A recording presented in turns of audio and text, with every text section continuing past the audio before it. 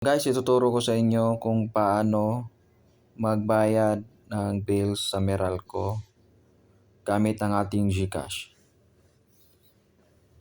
So, open lang natin yung ating Meralco app.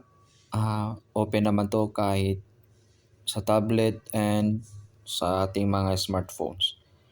Dito is nakabayad na ako, and para may pakita ko lang sa inyo kung paano siya magbayad, mag-advance tayo. Bali, punta tayo dito sa gilid, then bills and payment. Tapos yung sa paid natin, so meron tayo 1,657 na paid na. So dito sa taas, merong advance. Yan, advance pay. So ulitin lang natin.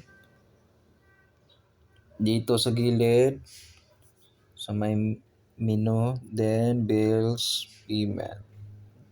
Then pay in advance kung mag-advance kayo. Ayan. Then try natin. So, 1,600 yung ano natin. So, lagay natin mga 1,800 para may kung sakaling sumobra, okay lang. Meron pa tayo. So, mag-advance tayo. Ngayon pala is, ano ang date ngayon? Date natin ngayon is July 10, Wednesday, July 10. So, 1,800 yung babayad natin. Then, proceed. Proceed lang natin. Then, so, andito na tayo sa payment. Ayan. So, may option dito. Pwede kayong mag-card.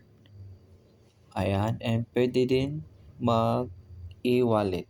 Sa e-wallet, meron available ngayon yung Maya tsaka GCash. So, yung GCash yung pipiliin natin. So, sa mga hindi pa nakaalam dyan na pwede mag-advance sa mag-advance sa bayad ng bills ng ating Meralco. Ayan, pwede tayo mag-advance. Pati din sa tubig, meron din, pwede din tayo mag-advance dyan. And so, mababayad natin is, so merong 6 lang na pamasahe na convenience fee. Ayan, 6 pesos. So, total natin is 1,806. Ayan, mas convenient siya kasi online lang and less hassle na din siya. Napupunta-punta pa tayo doon. So, type lang natin yung number ng GCash natin. Ulitin natin. 05917.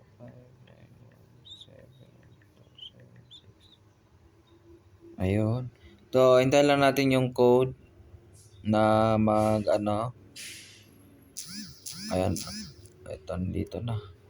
636 636. Ano yun? Wait lang, titignan natin.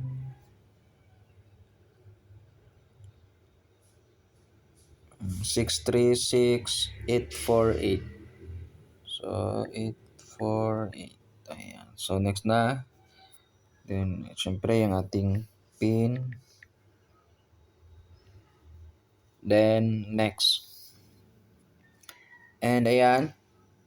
Yung balance natin, GCash balance natin, yung nabayad natin. Ayan. Pay na natin yan. Then proceed.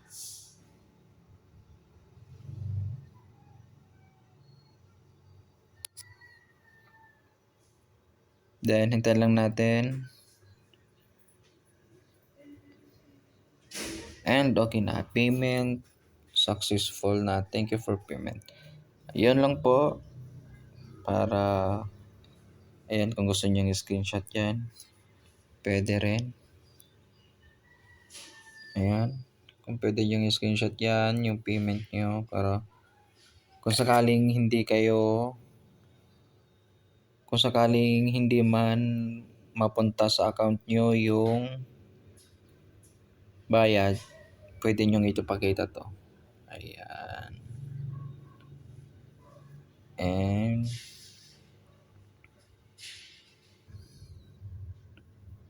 at ayan lang.